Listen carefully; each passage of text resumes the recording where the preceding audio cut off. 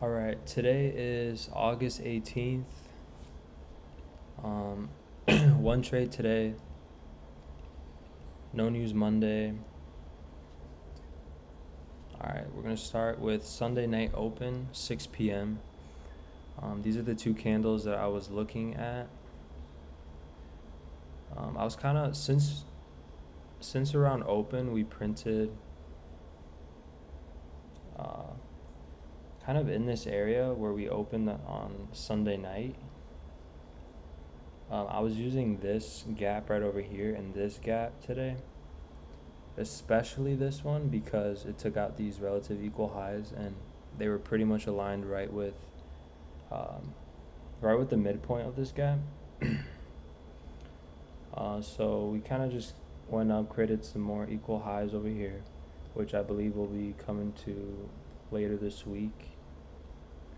And then when we swept under this, we never tapped back in, and then we kept creating these lower highs, never really taking that liquidity. So I knew we were kind of generating over here. Came back down into this first FEG from Tuesday that I was also using from last Tuesday that I was also using on Friday. So if you watched my last video, this is the trade that I took on Friday for around 1500, and then today I took one trade for 800. So we kept creating these higher lows during the London session, and then we created this low right over here, right around the midpoint of that first FEG, and we left a volume imbalance right over here. So when I woke up, this is kind of the area I was looking out when I woke up. So I saw that we came in here, didn't tap it, and then the second time when we came in and never tapped in, I was like, once we left, I was like, okay, we're generating liquidity over here. So around open, we also had this gap that I was gonna, just from past experience, like this gap took out these two highs, and yeah, it's not perfectly aligned with it, but the way it got inverted like instantly tells me all I need to know right there, basically. That, and we kind of stood like, it was kind of like the middle of the range kind of for most of the day.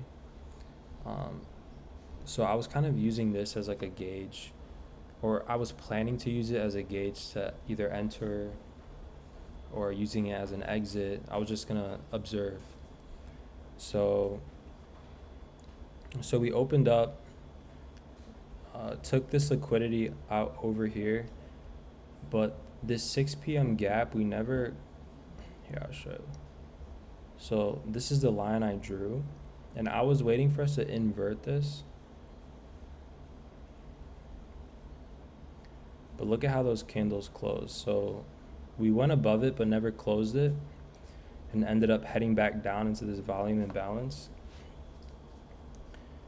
And when I was watching this, we were respecting it perfectly, and then we inverted this volume imbalance, and then kind of tapped back in right over here. So I missed this because I didn't extend it all the way. So probably if I saw it and then I saw us invert this area, I would have took this long right over here back to the highs.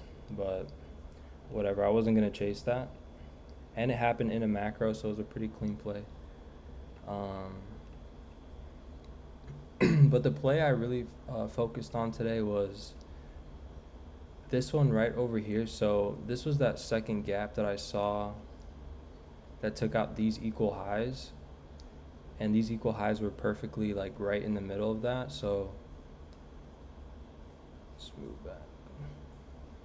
So just how right before open we never tapped into this and we were generating liquidity, that's exactly how I view this. And I know that we'll be coming back into this area. Yeah, it's Monday and there's no news, so I wasn't expecting too much action, but I knew it probably would be a slower play. I did not expect to be in it all day. Um, but yeah, I was in this play all day, but it worked out. Once I saw us, so we went up, created this, we generated this liquidity right over here. Then just came back down, took these highs, or took these lows, sorry. And this first FEG from Tuesday perfectly respected it. And that was last Tuesday where we had CPI. So it was kind of an important first FEG. So this was kind of my entry criteria. So we swept right before the macro. So the way I use macros is actually I notice a lot of the times 3 minutes before the macro starts, if we're in an important area where we just take liquidity and we're in a higher time frame PD array, like I know we're gonna head out. So once we inverted this, I entered instantly right over here. And I wanted this to be a faster move, like just go up and take these highs, but ended up really chopping today. I know a lot of people probably got chopped out. But I just put my stop under this. I was pretty confident, especially how these candles closed. So we swept right before the macro. We had a 1 minute inversion fair value gap.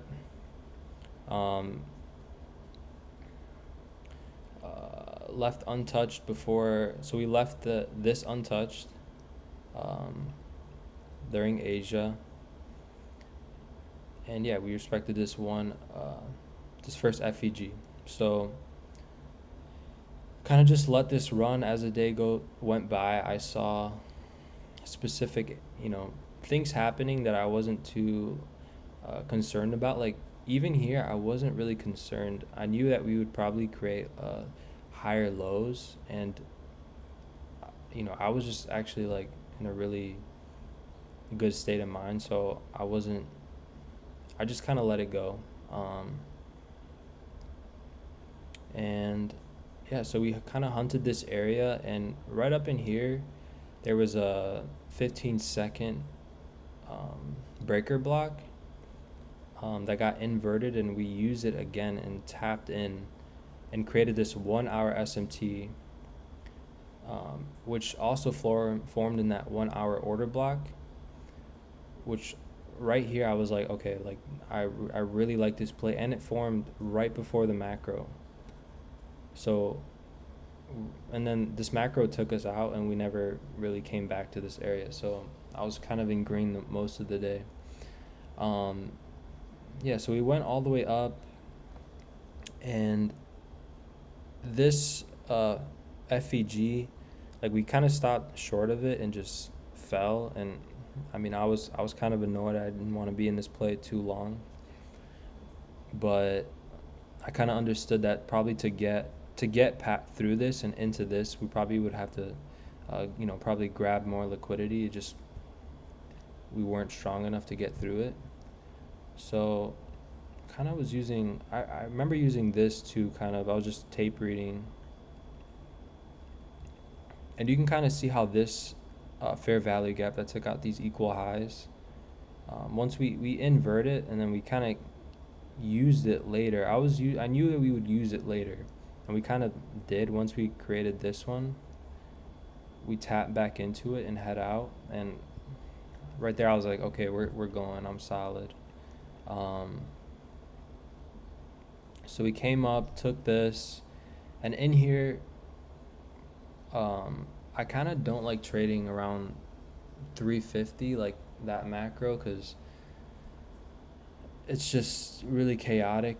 Sometimes the candles just go like crazy, but whatever. I remember trailing my stop under here, and I was gonna take out like 400 if needed, but once we started getting to around 4 o'clock, I was like, all right, day's ending, like I'm just gonna close it out, and I put my stop under here, and then got taken out on this candle right over here. So I closed it right there, and then market close, I took it out exactly at 4 p.m. And then it kind of just did this, and then right when we opened up today at 6 p.m., we went straight up to that zone that I was trying to aim for. So it kind of played with me today, but we still made profits. And yeah, that was today. Show you the top step real quick. So you can see where I got in right here, +1 contract. All right, this is the 15-second. I was like, the hell? Got in right over here at 7:49. So right when this closed, I literally got into this. I was like, all right, this looks really good. I was also watching this little area right over here where we created this breaker block, which was aligned with this fair value gap. And also, it's not the prettiest, but I was using this as a order block as well. So like once we swept this high right over here, we do come back down into this area. So I knew it's kind of once you kind of tape read, you can see how price leaves bookmarks for itself to come back to later. So we come back and then we use this area again and use it to head out. So yeah, this is these highs got taken during a macro. I was using this one, this little gap right over here. We came back down into it.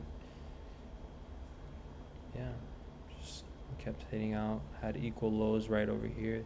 This is where I was kind of worried because we were leaving stuff behind, like these equal lows. And I was like, all right, well, I'd want around 350 for it to come and grab that. Like, I just want to get out of this trade. So yeah, so this was on Friday. I had a $1,500 trade, and then you can see the update was $830 today. So yeah, that's my journal for today.